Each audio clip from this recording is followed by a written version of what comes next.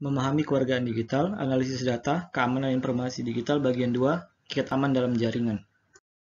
A. Lindungi perangkat dan akun terhadap upaya orang lain secara ilegal yang dapat merugikan dengan cara sebagai berikut.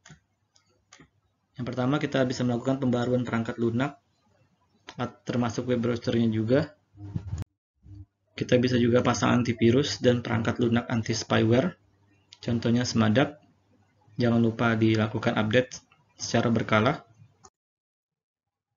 Terus, jangan pernah mematikan firewall pada laptop atau komputer. Terus, jika membagikan wireless, gunakan password. Gunakan flash drive atau flash disk dengan hati-hati. Kemudian pertimbangkanlah sebelum membuka lampiran atau alamat situs tertentu yang dikirimkan melalui email atau pesan singkat di jaring sosial meskipun mengetahui pengirimnya. Jadi jangan asal buka link atau attachment atau lampiran terus langsung diklik. Bisa jadi itu berbahaya. Terus kuncilah ponsel dengan password atau PIN untuk mencegah orang lain membuat panggilan, SMS atau mengakses informasi pribadi. Di sana kita menggunakan face recognition, pengenal wajah. Ada juga yang bisa menggunakan sidik jari, fingerprint scanner, pemindai sidik jari. Atau menggunakan PIN dengan menggunakan 4 kode angka. Ada juga pola. Terus yang terakhir bisa menggunakan password yang merupakan campuran antara angka dan huruf atau karakter. B. Jadilah seorang yang baik. Perlakukan orang lain seperti Anda ingin diperlakukan. Bersimpatilah terhadap teman-teman, jangan hanya menjadi pengamat. Saat kita sakit hati sama omongan orang, saat itu juga sebenarnya Allah ngajarin kita buat jaga omongan kita ke orang lain. Sederhana bukan? Terus jangan membagikan informasi pribadi orang yang dikenal tanpa izin mereka. Misalnya rekan dan anggota keluarga. Contoh percakapan WA pribadi. Jadi di sini adalah WA pribadi, di sini adalah status WhatsApp.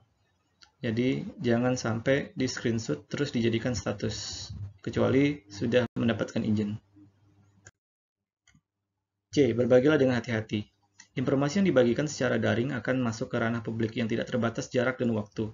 Informasi tersebut dapat ditemukan untuk tahun yang akan datang yang berpotensi dilihat oleh siapapun. Ini berikut contohnya, silakan dibaca saja. Contoh kedua, jadi mereka membuat status dan ini merupakan status terakhir mereka.